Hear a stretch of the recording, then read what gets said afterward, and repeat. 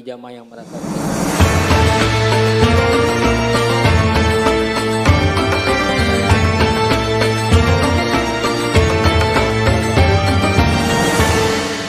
sesuatunya kami ucapkan terima kasih. Wabillahi taufiq.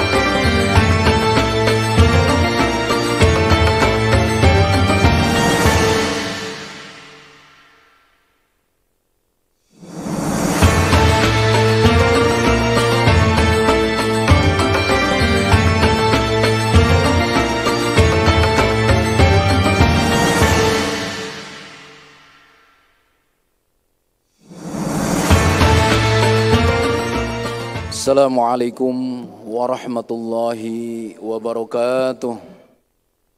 Bismillahirrahmanirrahim. Alhamdulillahilladzi hadana lihadza wa ma kunna linahtadiya laula an hadanallah. Allahumma salli wa sallim wa barik ala sayyidina wa maulana Muhammadin adada ma fi ilmillah salatin bidawami mulkillah wa ala alihi wa ashabi ajma'in amma ba'du. Yang sama-sama kita hormati dan muliakan Imam Besar Masjid Istiqlal, Bapak Profesor Dr. Kiai Haji Nasaruddin Umar MA, para asatid, para alim ulama, dan segenap kepengurusan Badan Pengelola Masjid Istiqlal yang tidak dapat kami sebutkan satu persatu, tentunya tidak mengurangi rasa hormat dan ta'zim kami. Wabil khusus guru kita Al-Mukarram Dr. Kiai Haji Muhammad Faisal Hamdani MA, yang akan menyampaikan kajian dialog zuhur pada kesempatan siang hari ini, Sabtu 12 Maret 2022 Miladiah, bertepatan dengan 9 Sya'ban 1443 Hijriah. Jamaah Masjid Istiqlal yang dimuliakan Allah Subhanahu wa Ta'ala dan pemirsa kanal YouTube Masjid Istiqlal dimanapun Anda berada, mari dengan niatan i'tikaf dan thalabul ilmi kita melanjutkan kegiatan kita usai menunaikan sholat zuhur berjamaah. Kita lanjutkan dengan mengikuti kajian dialog zuhur yang kali ini guru kita akan membahas kajian rutin mengupas kitab Kifayatul Akhyar fi Halli Ghayatil Ikhtisar. Kitab ini membahas berbagai permasalahan hukum-hukum ibadah dan syariah, karangan salah satu ulama terkemuka, Al-Imam Taqiyuddin Abu Bakar bin Muhammad Al-Hasani Al-Damaski Asy-Syafi'i.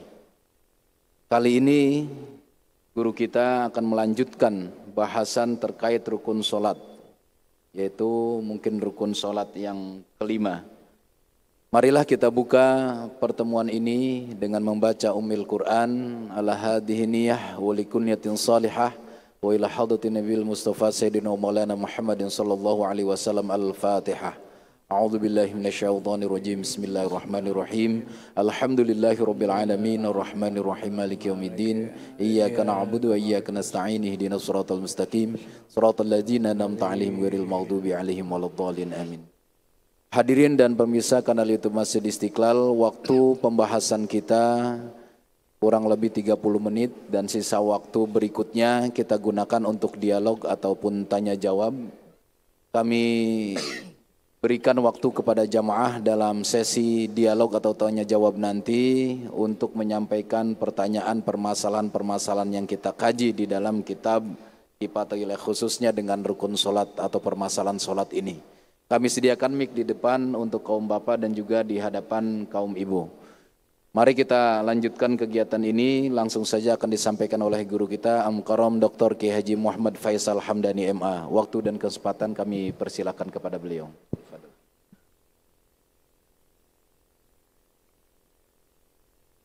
Bismillahirrahmanirrahim. Assalamualaikum warahmatullahi wabarakatuh. Alhamdulillahi rabbil alamin. Alladzi 'allamal insan ma lam ta'lam. Asyhadu an la ilaha illallah wa asyhadu anna Muhammadar Rasulullah. Allahumma salli ala sayyidina Muhammadin sayyidil anam sayyidil anbiya habibana syafi'ana wa maulana Muhammadin wa ala alihi wa sahbihi ajma'in, amma ba'. Bapak Ibu jemaah salat Zuhur yang dirahmati Allah, ini bagian terpenting dari ibadah mahdoh yang kita bahas, yaitu tentang rukun-rukun salat. Rukun ini bagian dari yang wajib. Kalau ada salah satu yang tertinggal, maka salat yang selama ini kita lakukan ternyata bisa jadi tidak sah. Dan kalau tidak sah dalam fikih, maka dia tidak diterima oleh Allah, batal. Rukun yang pertama kemarin kita sudah bahas, ya. Yang pertama niat, ini sudah disebutkan. Niat itu diupayakan lengkap, ya. Usolli pada zuhuri, disebutkan fardu zuhurnya, rakaatnya, makmuman disebutkan sebagai makmun. Lillahi ta'alanya jangan tinggal. Kemudian al-qiyam al-qudrah, berdiri bagi orang yang sanggup. Kalau enggak sanggup berdiri boleh duduk. Kalau enggak sanggup duduk berbaring dan seterusnya. Yang ketiga takbiratul ihram, Allahu Akbar. Ini sudah kita bahas secara rinci.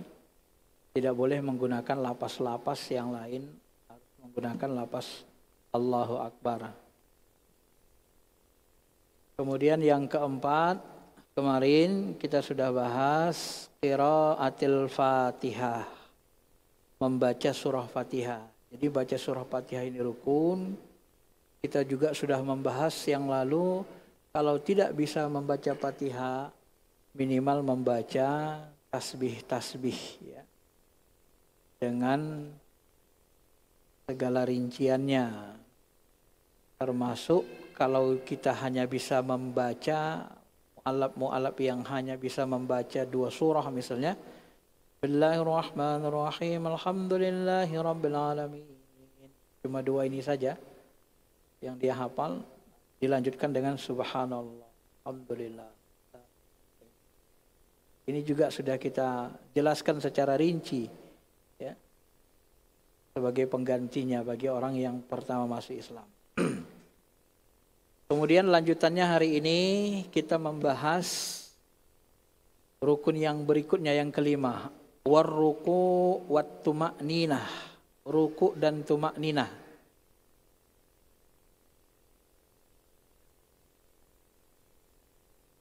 Warruku wat tuma'ninah fih, ruku dan tuma'ninah. Tuma'ninah itu artinya tenang. Tenang, tidak boleh ruku langsung gursak-gursak naik lagi. Ruku sudah ditentukan Allah dalilnya, sangat tegas dalam Quran, ya, dan sudah menjadi ijma' para ulama.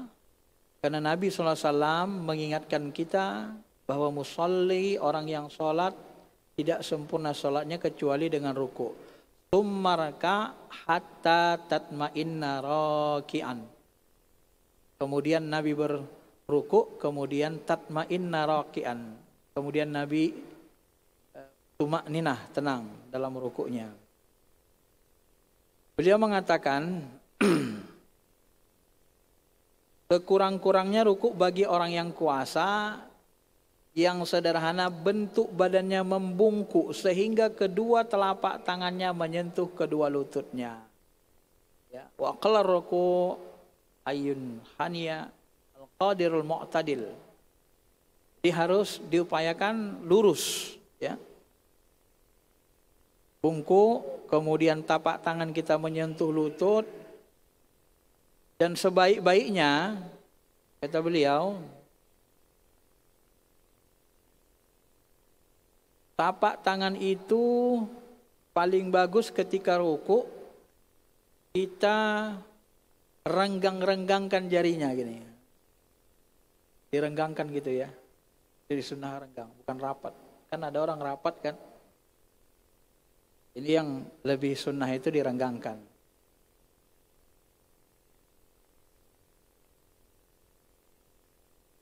Beliau mengatakan jika musolli orang yang sholat boleh melakukan yang demikian tanpa menjulurkan kedua belah lututnya atau membelakangkan badannya, niscaya kedua telapak tangannya dapat menyentuh kedua belah lututnya. Sebab selain dari cara itu tidak boleh dinamakan rukuk yang betul.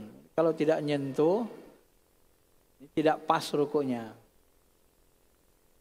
Bagaimana kalau seorang musolli, orang yang sholat tidak mampu ruku, kecuali ada yang membantu? Sebahagian ulama menyebut wajib. Ya, wajib pakai pembantu. Apakah pembantunya dalam bentuk kayu atau sandaran atau apa ya? Tetapi sebahagian mengatakan tidak demikian juga ya. Jika tidak mampu juga wajib membungkuk sekedar ruku yang dapat dilakukan. Karena ada orang susah ruku, sakit banget ruku gitu kan. Dirukukan semampunya, sebisanya. Kalau juga tidak mampu, boleh menyempurnakan ruku dengan isyarat matanya ketika sedang berdiri. Ini biasanya kalau kita di pesawat kan lagi sholat, susah ruku, nah itu kita isyaratkan. Kalau sudah nggak bisa, apalagi orang yang sakit badannya kan.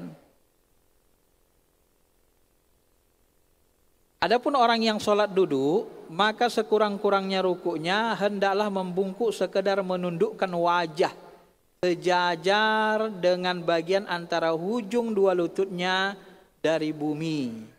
Dan cara yang selain itu tidak mencukupi. Jadi sejajar bagian antara ujung dua lututnya itu disejajarkan dengan bumi. Itu kalau sholatnya sholat duduk, ya, sejajarkan dua lututnya dengan bumi. Dan yang sempurnanya ialah dengan membungkuk sehingga dahinya bertentangan dengan tempat sujudnya. Ya, yang paling sempurna tentu memang membungkuk dahi kita bertentangan dengan tempat sujud. Berdekatan, bertentangan, itulah ya. Ini yang paling sempurna. Manakala tumakninah pula, meski menunggu sehingga semua anggota-anggota tetap dan berkeadaan ruku dan terpisah gerakan membungkuknya dengan gerakan mengangkat kembali badannya. Jadi tumakninah disempurnakan, tidak boleh begitu sempurna, belum sempurna langsung kita bangkit i'tidal, tidak boleh. Biarkan dulu tenang, udah sempurna rukuknya, tumakninah sebentar, baru kita angkat berdiri ya, i'tidal. Salah satu tercelanya orang sholat, pencuri di dalam sholat adalah orang yang tidak menyempurnakan ruku dan sujudnya. Siapa mereka? Mereka adalah orang yang tidak pakai tumakninah. Abu Suja mengatakan malah batal sholatnya kan, karena tumakninah bagian dari rukun. Jadi hati-hati. Ketahuilah bahwa sesempurna-sempurna ruku hendaklah ia membungkuk hingga menjadi sama rata papan punggungnya dengan tengkuknya. Jadi tengkuk kita ini sama dengan punggung rata. Kalau Nabi itu ya di tengah-tengahnya itu seperti ada kalau diletakkan apa misalnya airnya tidak curah gitu ya. Jadi lurus dia antara punggung kita ini dengan punggung leher kita dengan punggung belakang kita itu setara dia ya, sama rata papan punggung. Di sini disebutnya papan punggung dengan tengkuk. Jadi tengkuk kita ini dengan papan punggung rata. Itu. Kira-kira ginilah ya tangannya.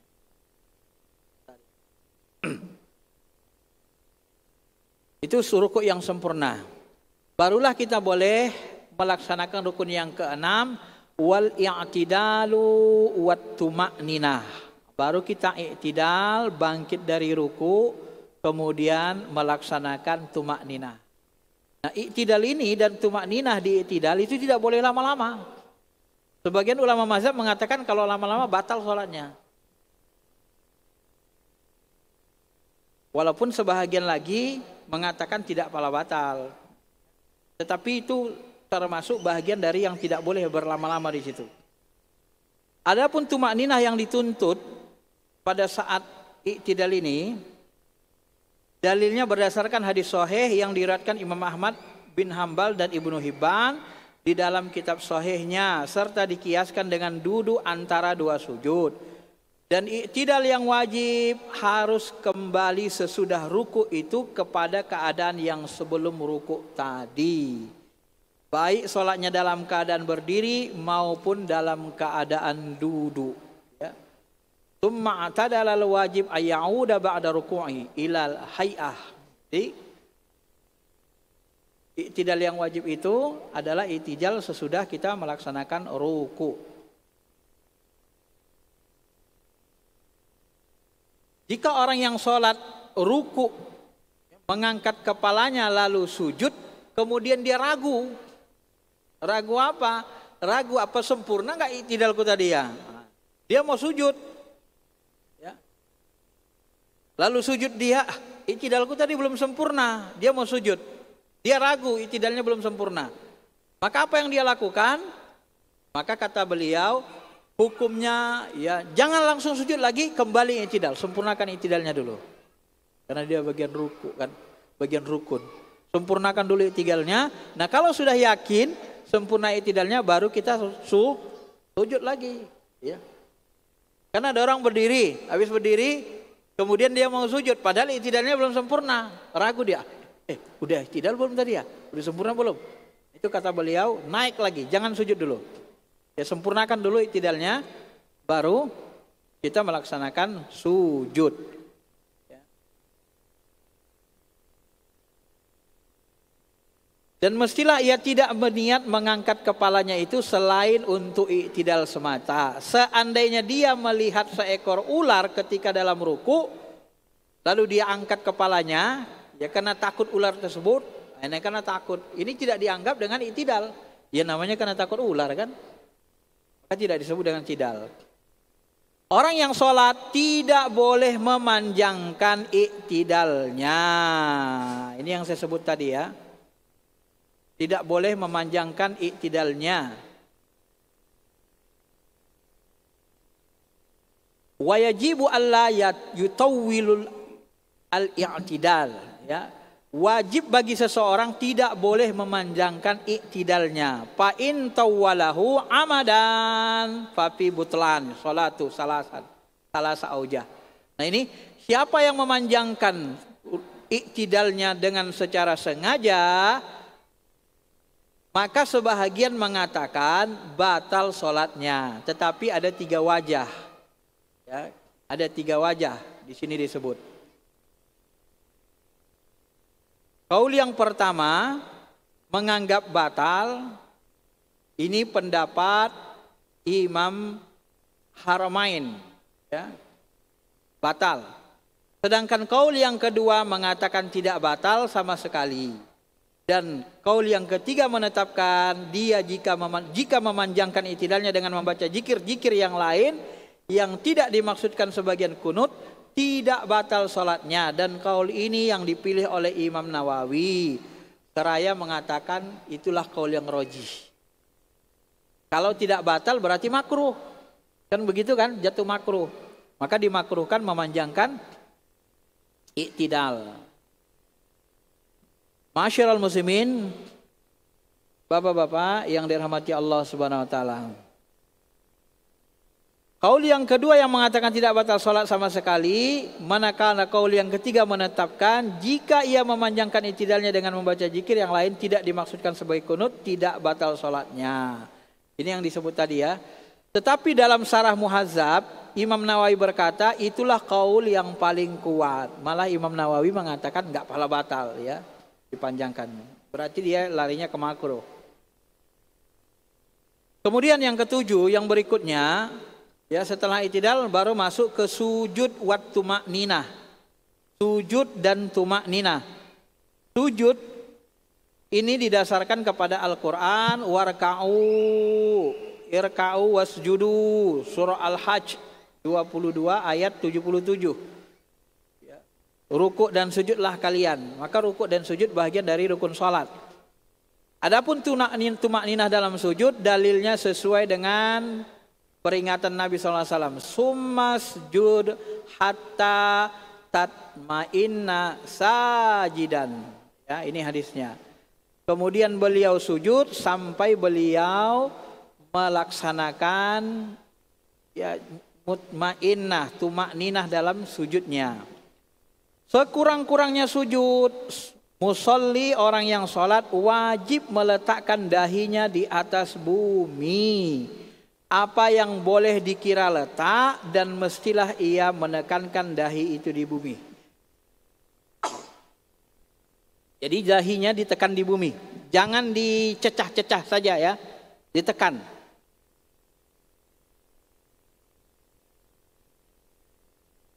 Sebab tidak mencukupi dikira letak karena dahi itu menetap di bumi. Seandainya seorang yang sholat bersujud di atas rumput atau tikar, wajib dia menekan dahinya sehingga berbekas, ya sehingga terlihat bekas dahinya. Jadi ditekan dahinya itu ya.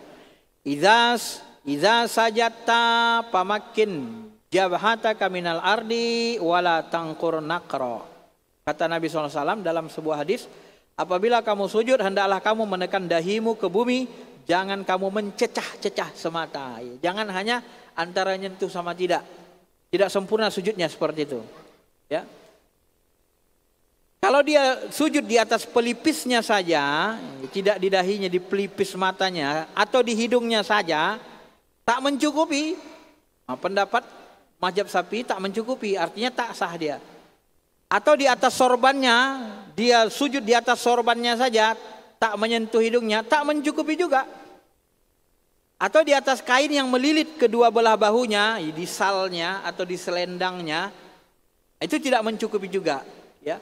Semua itu jika kain itu bergerak dengan gerakan tubuh badannya. Di dalam Sahih Muslim dari riwayat Ibnu Hibban dikatakan bahwa kami pernah mengadu kepada Rasulullah SAW tentang suatu panas matahari, namun beliau tidak komentar. Artinya tidak ada perubahan. Ya, tidak boleh kita sujud itu hanya mencecah-cecahkan saja dan juga harus kena dahinya. Ya, dahi itu bahagian dari yang wajib. Ya. Pada riwayat Baihaqi, dahi dan telapak tangan kami sanadnya sahih. Jadi dahinya harus kena, Pak ya. Apabila musolli wajib meletakkan kedua belah tangannya, dua belah tangan, kedua belah lututnya. Ini sebahagian mengatakan ini rukun sujud. Dua belah tangan, dua tapak tangan, kemudian dua belah kaki, ya, kemudian dahi. Ada dua qaul dan yang ajar pada Imam Rafi'i tak wajib. Nah, Imam Rafi'i mengatakan enggak wajib pula ini. Tetapi yang qaul ajhar Imam Nawawi mengatakan wajib. Jadi qaul azhar itu yang kuatnya mengatakan wajib. Jadi dua tapak tangan, dua lutut, dua kaki itu termasuk unsur rukun sujud. Ada 8 itu ya, sama dahi ya. Dahi dan hidung. Menurut apa yang disebutkan Imam Nawawi, yang dianggap tangan ialah telapaknya dan pada kedua belah kaki dengan perut jari-jarinya sekali.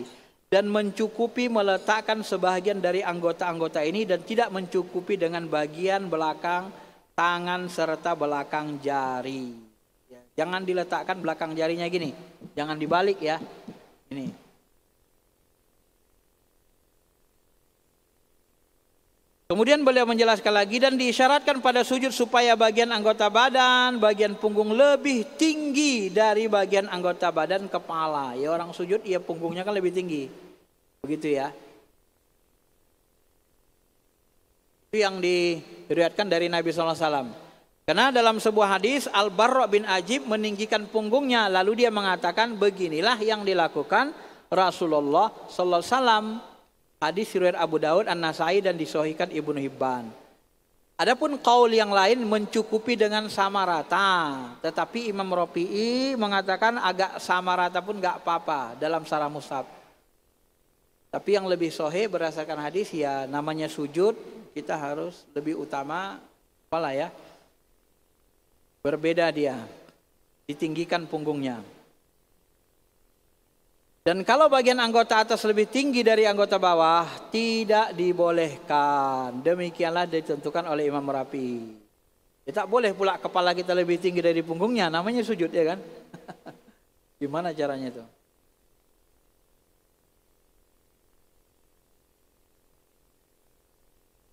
Seandainya sukar untuk mengangkat bagian anggota bawah ke atas, apakah wajib meletakkan alas seperti bantal di tempat sujud? Untuk meletakkan dahinya ke atas alas itu ada dua wajah, dua pendapat. Yang rajih dalam syarah Al-Kabir tak wajib. Dalam syarah As-Shaghir wajib. Wallahu a'lam. Cabang permasalahan. Seandainya di dahi ada luka dan dibalut dengan kain, kemudian dia bersujud di atas kain balutan itu, hukumnya mencukupi. Tadi kan disebut harus kening. Dan bagaimana kalau luka? Dibalut kain boleh, jangan dibuka, ya, nggak usah dibuka balutan lukanya, baru kita sujud. Cukup sujud di atas kain yang luka itu. Inilah namanya rukhsah. Itu sudah mencukupi dan tidak wajib mengqadha sholatnya menurut mazhab. Karena kalau tidak perlu mengqadha dengan cara mengisyaratkan dalam sujud, maka dalam masalah ini lebih utama. Kalau tidak mampu sujud karena satu ilat sebab, hendaklah ia mengisyaratkan kepalanya. Kalau ada yang menyebabkan kita nggak bisa sujud karena terkilir leher kita nggak bisa disujudkan, maka cukup isyarat saja, itu dibolehkan. Kemudian yang berikutnya, rukun berikutnya yang ke-8 sama tumak ninahnya gabung dia ya. Wal julusu bainas sajdatain wat tuma'ninatu fihi. Yang ke-8 adalah sujud, duduk antara dua sujud. Jadi duduk antara dua sujud ini termasuk bahagian dari rukun sholat. Wal julusu baina sajdatain, duduk di antara dua sujud dan tumak ninah. Ini termasuk bagian dari rukun sholat. Di antara rukun sholat, duduk antara dua sujud sebagaimana diperingatkan Rasul, summa rafa hatta ta'tadila jalisan. Kemudian beliau bangun sehingga kamu duduk lurus, dan di dalam riwayat lain sehingga kamu duduk secara bertenang, dan lakukanlah begitu dalam semua sholatmu. Jadi duduk lurus, jangan dibengkok-bengkokkan duduknya, lurus, tenang sebentar, duduk antara dua sujud, baca doanya, baru kita sujud lagi. Berikutnya yang ke-9, 10 dan 11. Atau yang selanjutnya, 10, 11, 12. Ini disebut beliau ada 16, tapi digabung-gabung sama tumak ninahnya. Wal julusul akhir, duduk akhir, duduk tahiyat akhir. Wat tasyahud pihi, bertasyahud padanya. Wassalatu ala nabi sallallahu alaihi wasallam, dan membaca sholawat kepada nabi kita Muhammad sallallahu alaihi wasallam. Jadi duduk tahiyat akhir itu termasuk bagian dari rukun, termasuk membaca tasahud. At-tahiyatul mubarakatus sholawatut thayyibatu. Assalamu alayka ayyuhan nabi wa rahmatullahi wa barakatuh. Ya, ini baca tahiyat ini dalam mazhab Syafi'i, fikih Abu Suja ini, Kifayatul Ahwal dianggap rukun. Demikian dalam disebutkan Imam Rifai, dan berkata Imam Nawawi, tidak disyaratkan lafaz asyhadu anna Muhammadur Rasulullah. Nah, ini sekadar pengetahuan walaupun kita tidak mengamalkannya. Asyhadu alla ilaha illallah Muhammadur Rasulullah boleh. Tidak pakai wa asyhadu, ya. Yang wa asyhadu yang wajib itu yang pertama, asyhadu alla ilaha illallah. Yang keduanya boleh Muhammadur Rasulullah, enggak pakai wa asyhadu. Imam Nawawi mengatakan boleh. Tapi kalau disebutkan lebih sempurna ya. Nah, kalau sudah tahu ini, jadi dalil atas wajibnya tasyahud itu seperti riwayat Ibnu Mas'ud bahwa ia berkata, sebelum disyariatkan kepada kami membaca tasyahud, kami selalu mengatakan salam sejahtera kepada Allah, tahiyatulillah, salam sejahtera ke atas si fulan. Maka ketika itulah Rasulullah SAW bersabda, katakanlah tahiyat lillah, yakni penghormatan hanya bagi Allah, hingga akhirnya. Berita ini diriwayatkan Daruqutni, Baihaqi, dan mereka menyebut sanadnya sahih. Bahkan di dalam riwayat di atas tadi, perkataan sebelumnya disyariatkan, dan perkataan katakanlah menunjukkan dengan jelas bahwa kewajiban tasyahud itu, bahkan di dalam hadis sahih Bukhari Muslim ada tanda yang menunjukkan perintah itu wajib. Jadi tasyahud itu dianggap wajib.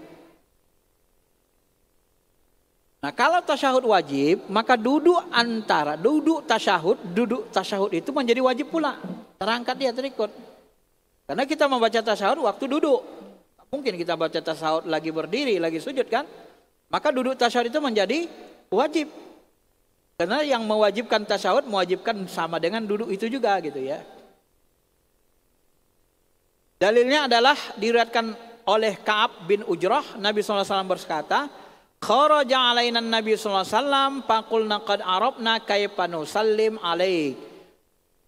Satu peristiwa kami datang menemui Rasul, kami berkata, kita telah mengetahui bagaimana hendak memberi salam kepadamu.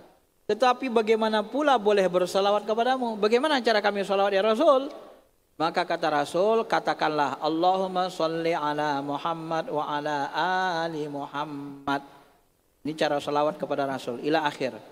Boleh ditambah dengan Sayyidina untuk menghormati ditahrimi Rasulullah sallallahu alaihi wasallam.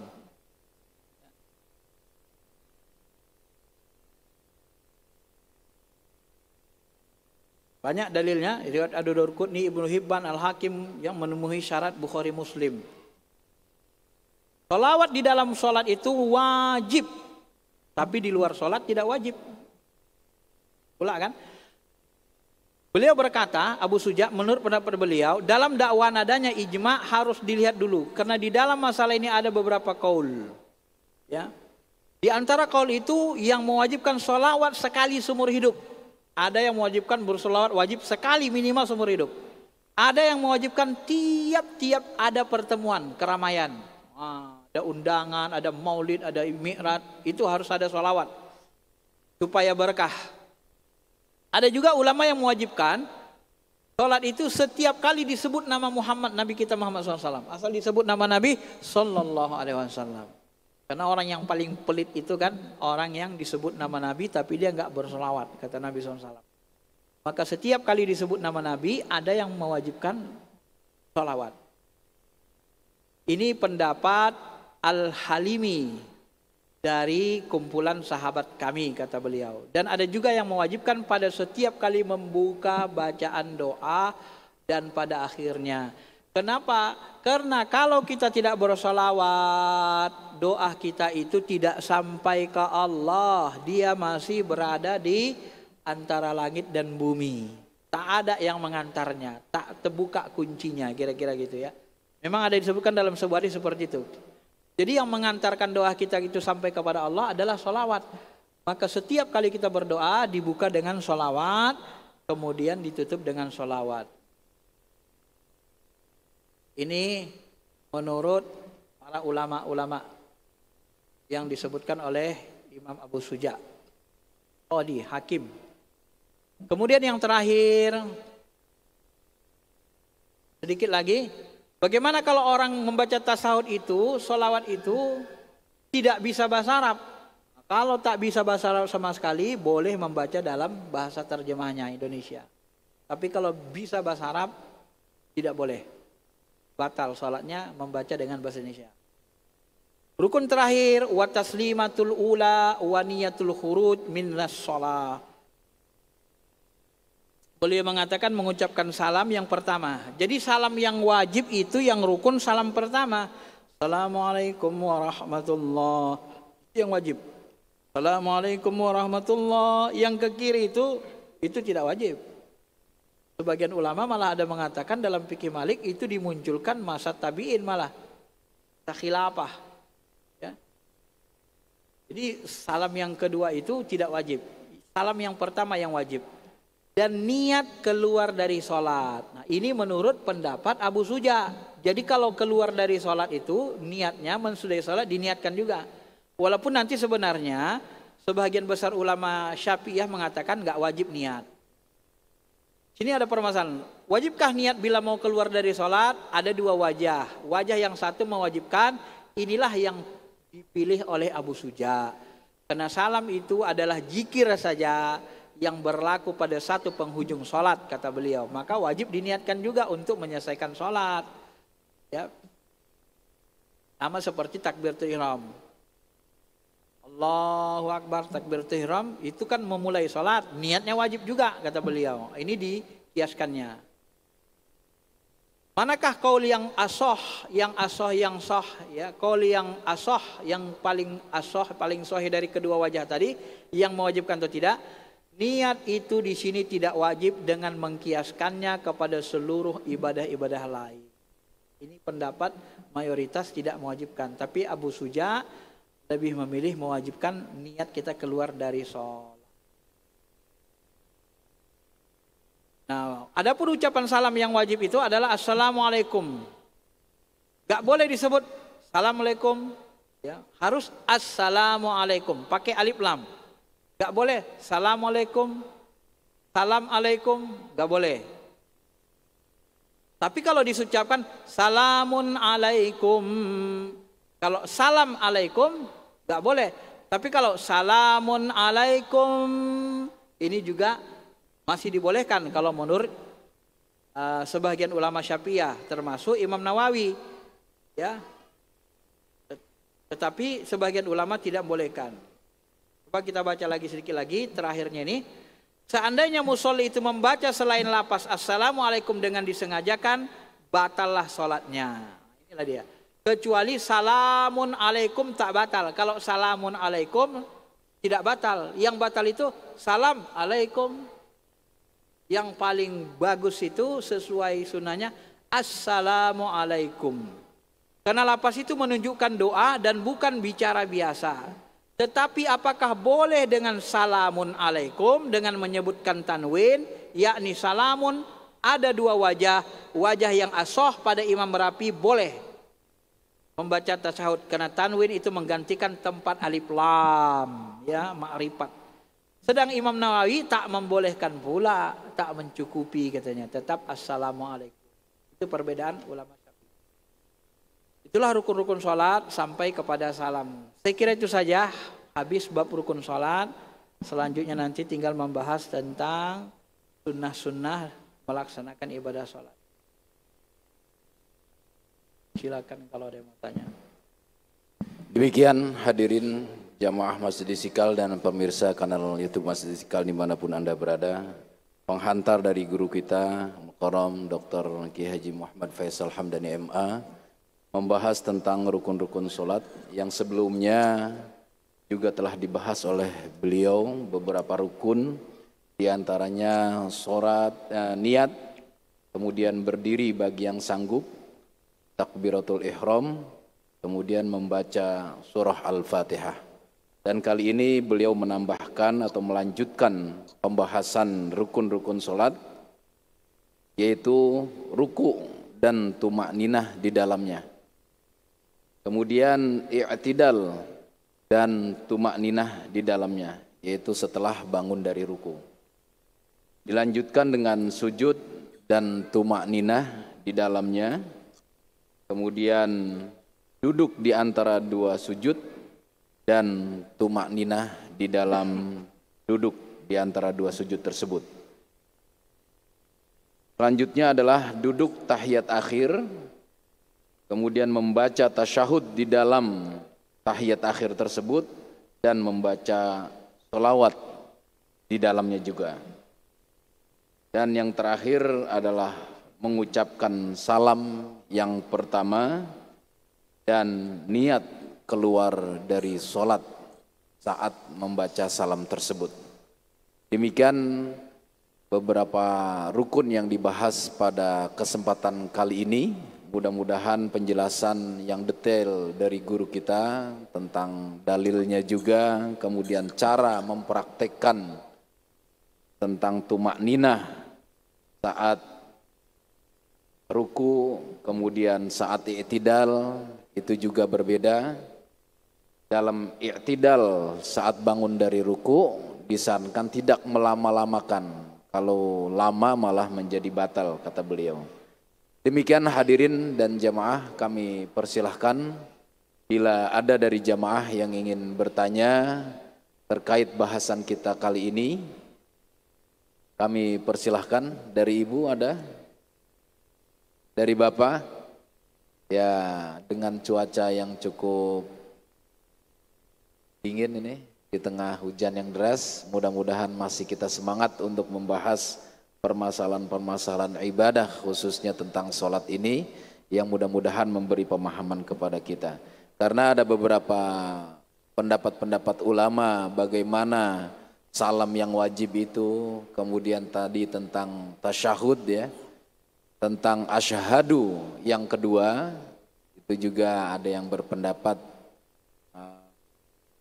dibolehkan tidak dibaca, tapi membaca asyhadu yang pertama menjadi wajib. Tetapi yang lebih afdal kata guru kita dari bahasan kitab ini adalah membaca keduanya. Jadi itu beberapa hal yang penting untuk kita ketahui di dalam pembahasan ini. Mudah-mudahan memberi wawasan kita dan memantapkan kita di dalam melaksanakan ibadah kita sehari-hari, khususnya tentang sholat. Bila tidak ada pertanyaan dari jamaah, maka kita beri kesempatan kepada guru kita kembali untuk menyampaikan penutup dari kajian ini atau closing statement. Mudah-mudahan menjadi penekanan kepada kita terkait ibadah sholat ini. Kepada guru kita kami persilakan dengan segala hormat. Fadal Ki. Ya, jadi rukun-rukun sholat ini yang dijelaskan ulama semuanya pakai dalil. Fikih itu dirinci dengan dalil-dalilnya, dilihat mana hal-hal yang Nabi SAW tidak pernah meninggalkannya, sampai yang paling kecil yang bisa diketahui. Assalamualaikum. Nah, Nabi tidak pernah merubah lapas itu, sehingga ulama Syafi'iyah menyebut yang paling Assalamualaikum itu adalah termasuk yang rukun ya, tidak boleh merubahnya. Assalamualaikum wala salami alaikum wala salamullah alaikum wala salam alaihim. Tak boleh dirubah gitu. Walaupun nanti sebagian mengatakan tak pala batal sholat kalau disebut salamun alaihim karena sama-sama doa. Tetapi secara umum ulama menolak untuk merubahnya. Maka sebaiknya memang jangan dirubah dia, karena dia bagian dari rukun. Nah, begitulah model ulama-ulama fikih itu, dia rinci, pakai dalil, teliti, sehingga kita tahu mana bagian-bagian sholat itu yang seharusnya tidak kita robah. Dan mana yang boleh berubah dalam hal puruk-puruknya, cabang-cabangnya. Ya, seperti tadi disebut, asyhadu alla ilaha illallah, wa asyhadu alla, pakai asyhadu, aku bersaksi. Boleh Muhammadur Rasulullah langsung, ya. Tidak pakai washhadu. Itu boleh, itu bagian dari puruknya. Saya kira itu saja ya, mudah-mudahan bisa dipahami dengan baik dan bisa menambah keilmuan dan ketaatan kita kepada Allah Subhanahu wa taala, menyempurnakan ibadah salat kita, karena sesungguhnya salat ini adalah sesuatu ibadah fardu yang paling sering kita lakukan. Maka pengetahuan tentangnya harus, ya sebaiknya paling bagus kita pengetahuan kita rinci tentangnya sehingga kita tahu.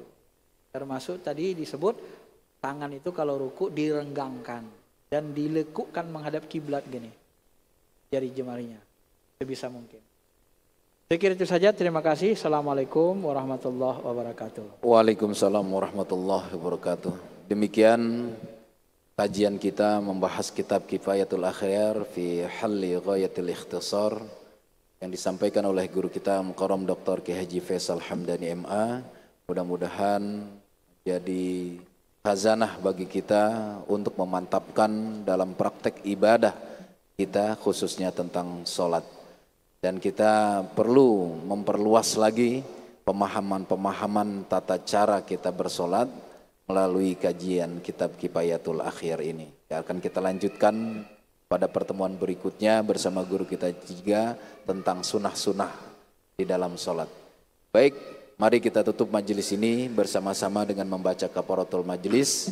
Bismillahirrahmanirrahim. Subhanakallahumma wa bihamdika asyhadu an la ilaha illa anta astaghfiruka wa atubu ilaik. Amin amin ya rabbal alamin. Sebelum saya menyapa penutupnya, kami menyapa terlebih dahulu kepada follower atau penyimak Masjid Istiqlal TV. Ada Ibu Endah Susakti di sana, ada Pak Sobirin, kemudian Haji Suhartono dan yang lainnya yang menyimak kajian kita melalui YouTube Masjid Istiqlal TV. Akhirul kalam, saya mohon maaf bila ada kesalahan dan kekurangan. Hadanallahu yakum ajma'in wa fu minkum. Wassalamualaikum warahmatullahi wabarakatuh.